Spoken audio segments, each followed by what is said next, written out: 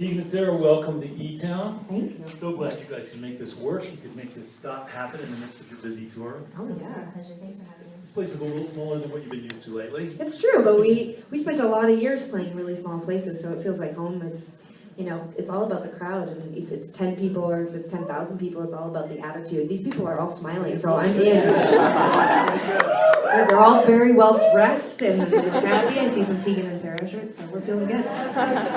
Among friends. Yes. But, you know, thinking about Lollapalooza or sitting in with Taylor Swift at the Staples Center or some of these gigantic shows, you must have been, you know, sort of getting used to this whole other thing. It's been a long time since you were playing little rooms. You know, we always thought that to be versatile and be able to, you know, fill an arena or an amphitheater or to fill a club, you know, you need a lot of different skill sets. And I think one of the things I'm most proud of with our project is that we can sort of scale up or scale down. You know, at the heart, I know that what a lot of people are there to see is our personalities and our songs, and you know, and I think we've become fairly good at knowing how to manage, you know, whatever space or opportunity we're in. Yeah. You also have to dress differently, probably. Sometimes. I mean, I always try to dress my best. Except for the 90s and 2000 to 2004. I'm not sure what was going on there. We look good for the times. It's just you can't look back. You know how this is. I'm sure you do the same thing. You look back and you're like, what was I thinking? But it was cool then. I assure you, mullets and asymmetrical haircuts were like totally in. I was part of that fabulous trend. Right? I want to see a picture. But you know, I don't frullet. I have the afro and the mullet. I love that Yeah. phrase. But we digress. And of course on radio, you know, everybody knows you look great. Exactly, yeah. That's super important.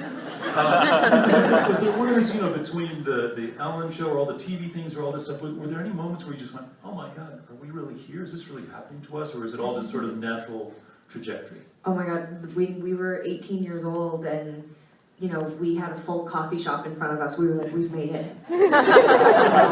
If anything, I wonder if it's taken so long to get where we're at right now because we were constantly happy and satisfied with what we had. But there was always this ambition brewing underneath, and as we hit our mid-20s, that wave started to crest, and we realized that that ambition wasn't necessarily about fame and fortune, it was about reaching people, and we saw this impact our music was having on people's lives, and not to get super, like, you know, like... This would be the place. Right, okay, well, I know, I don't want to in any way appear self-indulgent, but we did see that there was a significant effect on a lot of the people who listened to our music, and so our ambition was like in direct competition with this part of us that, you know, I want to have a normal life and I want to be a normal person, but then there was this part of me that was like, is the purpose of this music and this career to help people, reach people, entertain people on a grand, major scale? And all of a sudden, that I answered that question, I checked the yes box, and all of a sudden it just started to get really big. So yes, to answer your question directly, when we got to Ellen, I was absolutely like, we're at the Ellen show, we made it! But I do that like 100 times a day, you know.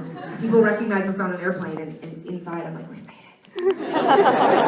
It's constant, it doesn't take a lot, you know. Ellen or someone just recognizing me in a movie theater bathroom, it's all the same. It's pretty cool. Well, maybe it's a Canadian thing. Yeah, maybe. Just Lower expectations. I think that's New Jersey.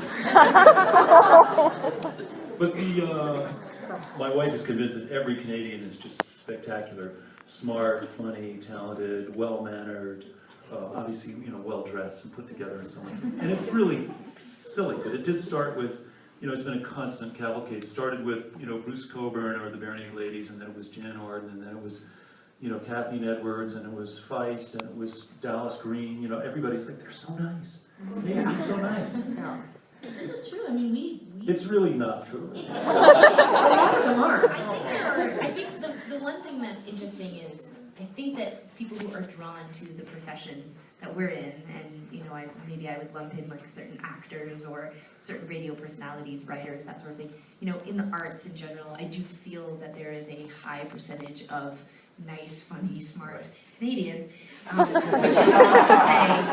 which is not to say that we did not have the experience of meeting unfriendly Canadians growing up. There was a number of them who bullied us in middle school that probably I would not put in the list of people who are nice and friendly and funny. But I think that the people who are naturally drawn to these these art forms or this business from Canada. You know, we have a lot of support by the Canadian government. Right. You know, there's a focus really early on sort of nurturing and celebrating and acknowledging Canadian talent. And so I think maybe it's Maybe it's that. not as cutthroat, so we're nicer when we get to the top. There's not that many of you. That's right. There's We room have to for- stick there's room for together. everyone. Yeah, it really is. Yeah. That's how they hand out grants there. It does feel like it's never ending. So. It is really wonderful. That's the only way I can explain it, because there are not great. Some Canadians are not awesome, but Only a Canadian would say that. Like, it's more like, we basically want to tell you that all Canadians are great, but then we feel the need to remind you there may be a few that aren't. Just cover our bases. Well, they have the job of sort of conditioning you and hardening you so that when success comes, you're ready. So they're providing a very Canadian purpose, too. I wonder if also Canada doesn't have patience for that sort of behavior. You know, we don't necessarily have the Hollywood culture or the fame structure that maybe America does. So I think if you get famous and you misbehave, Canadians will scold you. They hold you to a higher standard. You represent them worldwide, and they expect that. Let me just say one thing. I know what you're going to say. Hockey. Right. But when you compare hockey to, like, you know, UFC or something like that, it seems tame. Okay. You digress. I thought you were going to actually bring up Justin Bieber. Well, that's just an anomaly. Every culture has one. we do feel that. Or Justin Bieber's monkey.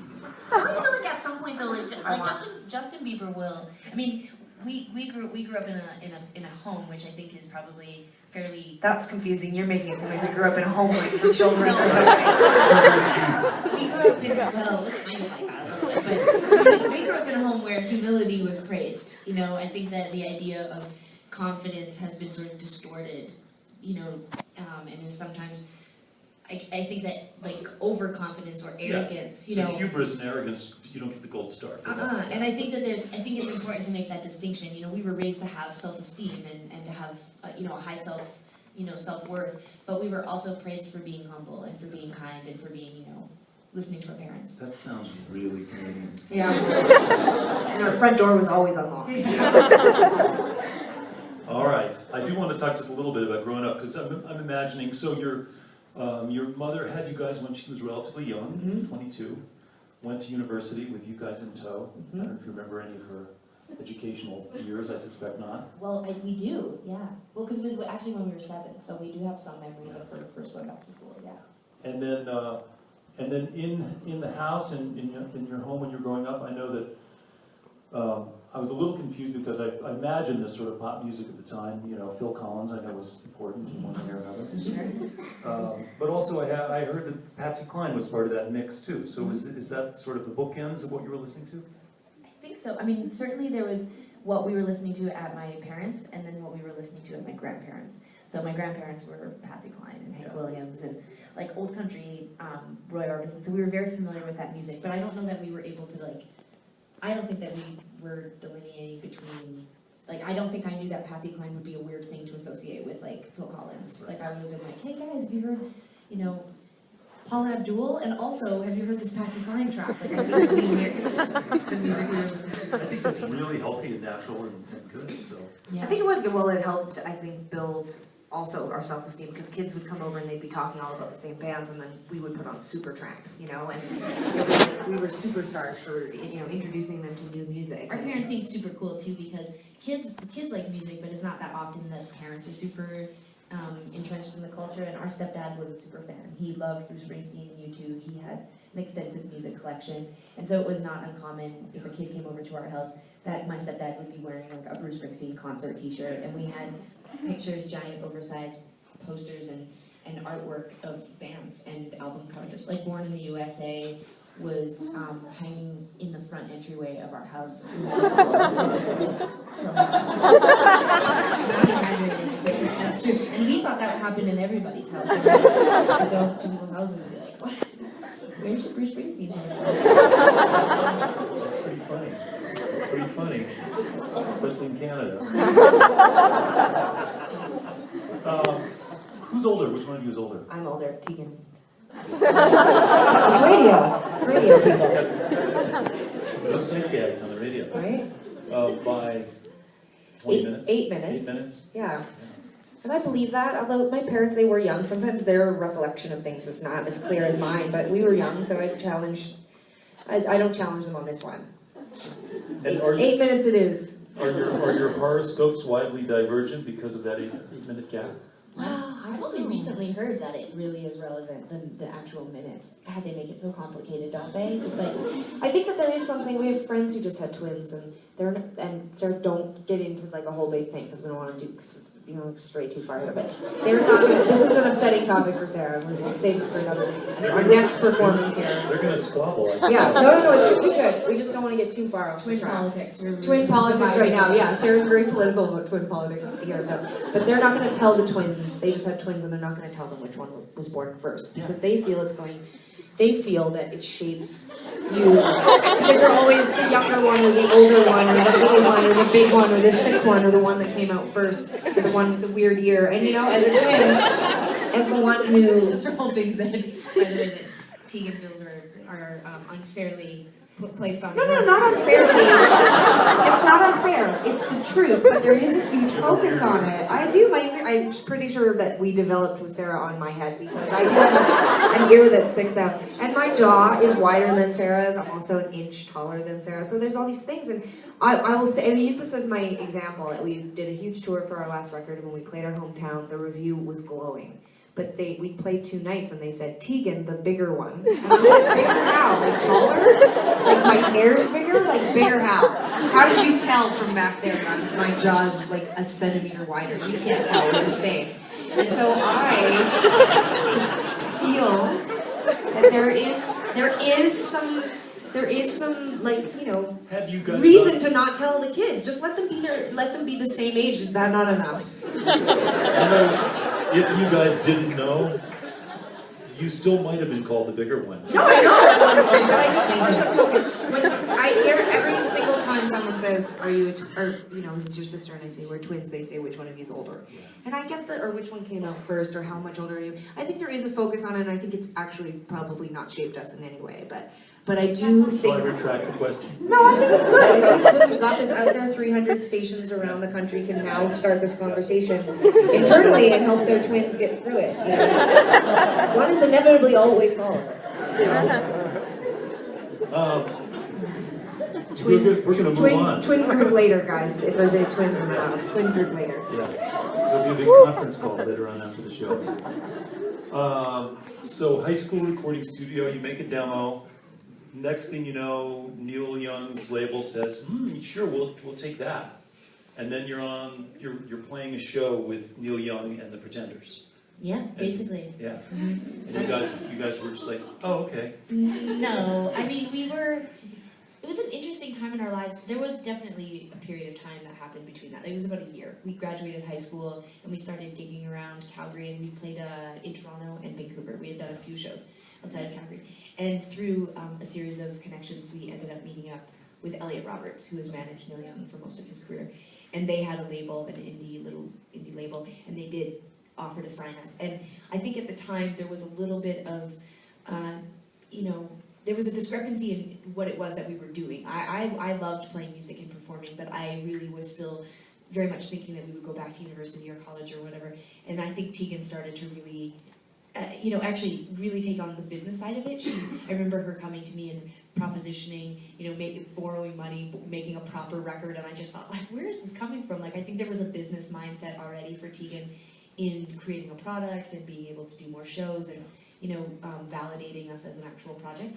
So when we got offered the deal, I think I was more reluctant. I wasn't sure I wanted to finalize something and make it real legitimate. And then soon after we did sign the deal, the offer came to tour with Neil Young. And I think we both felt very stressed out about it. I think we were smart enough to know that it was an amazing opportunity, but we were also, I think, probably really nervous that we weren't actually deserving of it, and maybe fairly out of our league. And we were, and it was a really intense tour. We spent about 2 months out on the road, and we had to learn. I mean, every day was really sort of like a crazy learning curve. It's true that you guys have a very strong work ethic. You like to if you're going to be doing this and if you're going to go in this direction, you really want to do it. You want to do it well. You want to do it right. Yeah. Mm-hmm. And And have you exhausted your crew and your band, or is everybody hanging with you and they're all?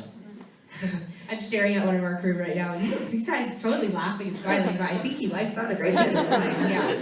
I think we got really good advice early on. We were lucky, you hear horror stories all the time of people getting taken advantage of, but we were lucky. We have always been surrounded by good people, but the first piece of advice that we were ever given was that our project, our band, and us as a business would never be strong if our foundation wasn't strong, and that to always treat the people around us like equals, and to always treat the people around us like, they belong, and to create a family vibe. And Neil Young, most of his camp have been with him for 25 plus years, and that's where we came up. So I think the people around us are having a good time. I think people are tired, for sure, but so am I, so it's fine, we're in it together.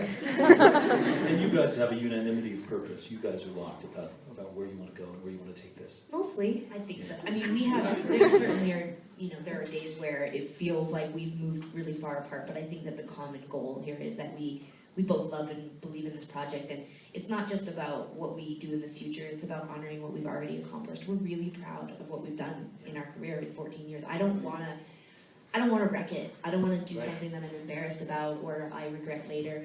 And so there's no swings or slides on stage in your future, lycra and headsets. We have this joke, okay, because there are temptations sometimes to turn yourself into something that is more closely, aesthetically, visually, whatever, like what's going on in pop music. We are trying to make, inroads into the pop music world, and I think there are certain things. But we want to do it our way. Yeah, but there are certain things that are tantalizing. When we were on stage with Taylor Swift the other night, I'm not gonna lie, there's something really fun about having a wireless microphone and running out into the audience and jumping up and down. It's kind of like performance track. You just, once you try it, you just think to yourself, maybe I can get used to this. Giant jumbotron. Kind of, it's fun, it's crazy. Well, the soundtrack to that is 15,000 people all singing along, and so you start to think to yourself, we came up on a hydraulic lift through the center of the stage. The sounds of tweens screaming at the top of their lungs. What kind of horrible, heartless person couldn't enjoy that? It's amazing. It feels wonderful, but I'm not entirely sure that is. I don't have the stamina. One song, and I practically needed to be hospitalized. I wore a neck brace all night long because I was so tired. So It's back to the coffee house for you. Yeah. Sometimes I feel we're more suited for that. I do. So I think we're mostly in line with what we want to do with this project. I think on a really high level, we are very in line. There are day-to-day stuff that we argue about for sure. Yeah. And then the direction of the new project, Heartthrob, has definitely got some pop sheen to it, and some it's fun, but it definitely reminds me of, I'm trying to think, in fact, the song you just played there was moments of there that felt like a Michael Jackson rhythm section for a little while, and there's some Cyndi Lauper synth sound sprinkled out in the CD that were reminiscent of that. I'm not saying that that's where you got it, but there's... Oh no, those were the things that influenced us growing up and made us love music. That is definitely when people were like, why would you want to make a pop record? I think pop has been sort of, the value of it was like it's been devalued actually, and I think the value of it is going back up again because you've had an increase of intelligent, thoughtful pop hit the airwaves in the last 2 years again, and I think that Sara and I, we really loved the challenge. At the end of our last record cycle, we felt a bit like we were spinning our wheels. Our record sold like a fraction of our past records. Our audience hadn't really grown that much, and we were worried that we were spinning our wheels creatively too, and we really challenged ourselves because we thought, well, you've got bands like the XX and Fun, and like you have these bands that are kind of crossover bands, and they're getting played on mainstream radio, and it doesn't seem to be decreasing the value of their project. And all of a sudden I thought to myself, well, let's try something totally different and get up on stage, be outside our comfort zone, and write songs that can reach more people. And that felt exciting to me, And it still comes back to the songwriting. I mean, you still have to have solid songwriting, and you're just going to be able to represent in a different way and present it in new ways.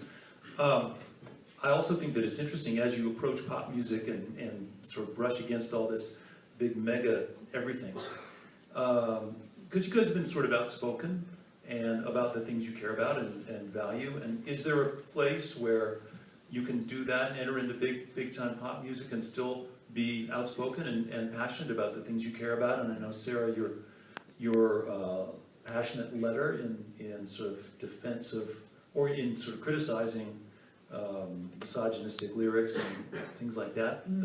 That was a big step for you, and I think a good one. Mm-hmm.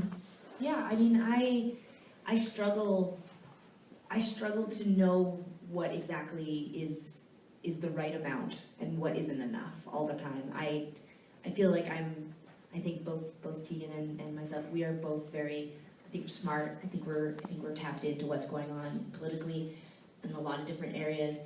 And I struggle because what we're known for is pop music and not politics. And I worry about not using my place of, my position and the amount of people I'm able to speak to. I'm worried sometimes that I'm not saying enough, or that what I am saying is sort of vapid or whatever. And then I also am like very aware that not everybody wants to hear what I have to say about, misogyny or, what I have to say about anything. Twins. Twins, yeah. I really struggle with it. I think that's probably the thing I'm most anxious about on, all the time. Like Tegan does our Twitter. Like I'm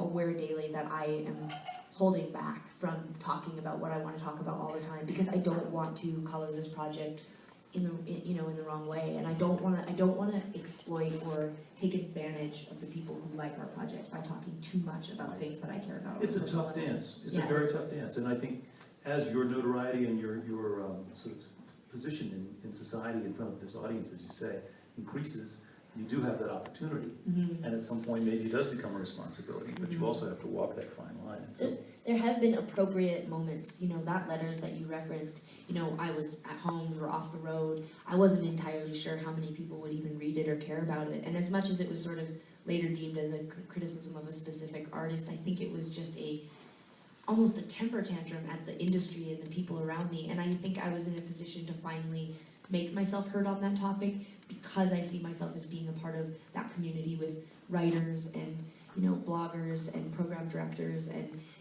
a lot of those people are my friends now. I've been in the industry for 14 years. I know a lot of the people behind the scenes, and it disappoints me when I see them advocating or earning income off of things that are so hateful and that directly impact us and the people who we stand up with as allies. And so when I was 20, I would have probably been unable to do that and not feel like I was sort of being unheard. And this time I really felt like I was being heard by the right people. I think that's all just part of this inner Canadian battle. Yeah. It's just part of your DNA. I know. You really want to do the right thing, and you really want to succeed, and you really, and of course, it's hard to tell with twins, whose thought is in your head or if your thought is in your head. It's really hard. That's another thing I worry about every day. Like, was that my thought or was that Tegan's thought? Was that my pain or was that Tegan's pain? Do you guys wake up in the morning dressed the same sometimes? We showed up to Humiliating. we showed up to an in-store the other day dressed identical, and the night before we walked on stage in the same outfit too, but we're working that twin thing right now. We're fine with it. We're embracing it. I think it's really obvious that you guys get along and that you support each other and that you've created something really special together and that you have an opportunity to share with more and more people all the time. I think if you're going to think about issues and things to care about, of course, being from Calgary, I don't know if you got a tour of our solar-powered crazy musical clubhouse here today, but the fact that we're making most of our power on site. It's amazing. It's incredible. Especially from Calgary, we don't need any Keystone pipeline, we don't need any tar sands, none of that stuff goes into this. We asked Sara. You want something to complain about, just wondering. These issues are, it's interesting that you bring up, environmental stuff, because it is funny, a lot of what we talk about publicly often has to do with being women or being queer or whatever it is, but we do care about the environment. It's just... No, we don't. But I have a very end of time sort of cynical... You don't want to hear Sarah's thoughts on it. No. She cares too much about what's going to happen. Yeah, I'm sort of like, we deserve it. Let the astro hit. I'm dark. I've gone to a very dark place. Stick to easy topics like LGBT rights, etc. Just don't get her talking about what happens if Armageddon happens. Don't let that pure, friendly pop sheen fool beneath that lovely synthesizer is a... I'm waiting for the day where someone that's worked with us over the last 14 years finally writes my experience with Tegan and Sara. Only 1,000 people would probably read it, but I'm so afraid because are not exactly like this backstage. Like we imagine like That's us not with- true. We are exactly like that. Well, but we say some really dark things. Like I mean, we you know like we're fairly you know we sort of like go for the laugh or go for the shock a little bit more backstage than we do on stage. And sometimes I'm really worried that somebody's like been recording us and it's gonna have like quotes and Devin over there is like again yes he's shaking his head and smiling like he's like you caught me, I've been recording everything you've been saying for the last 8 months. We are actually recording everything you're saying. Backstage too? Yeah, we got you. But the one thing we're really interested in doing is also recording your music and sharing that with our audience. So we're going to do more of that Awesome. in a minute. Are you guys ready? Yeah, Absolutely. absolutely. Again, thank you so much for stopping by and for being a part of this wild little experiment. And looking forward to hearing more. Please welcome back, if you would, Tegan and Sara.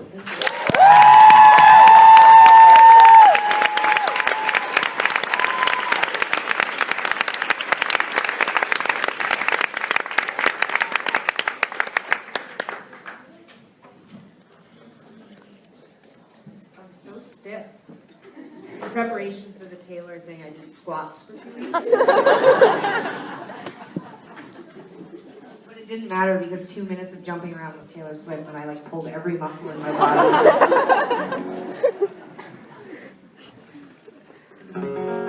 Thank you guys for coming out as well. This is really exciting for us. We've all been looking forward to this a lot. We appreciate you guys coming out. You guys are being a great audience. I'm not a good audience member, I think it's because I have overactive kidneys or adrenal glands. I have to go to the bathroom all the time. It's kind of inconvenient to sit next to you.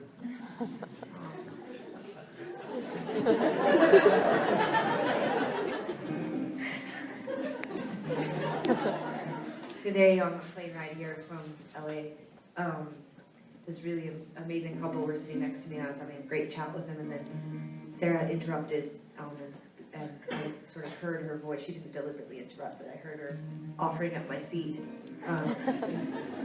to this.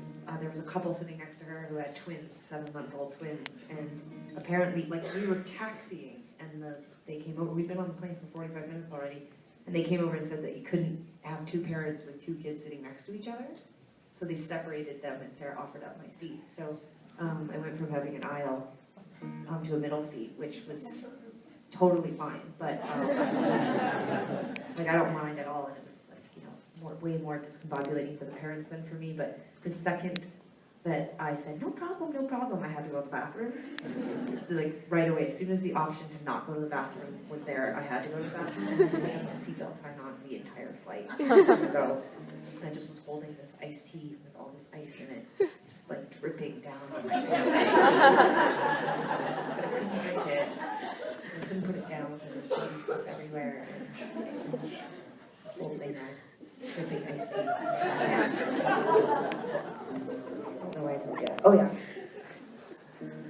Oh yeah.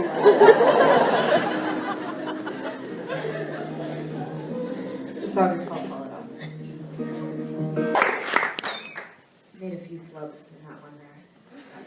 A bit distracted. My in-ear was out. Am I playing this right? I started to get really scared. And then I was like, why am I scared? These people seem really nice. It's my song. I play how I want. Alright, this is another old song off of a record we put out in 2002, right? Is that what this record came out? You're usually the one that knows the answer to this. 2004. I think it came out on So Jealous in 2004. I always think this one came out on If It Was You, I don't know. That's a sign of old age to all the other. Looking forward to that. I have the inability to do squats.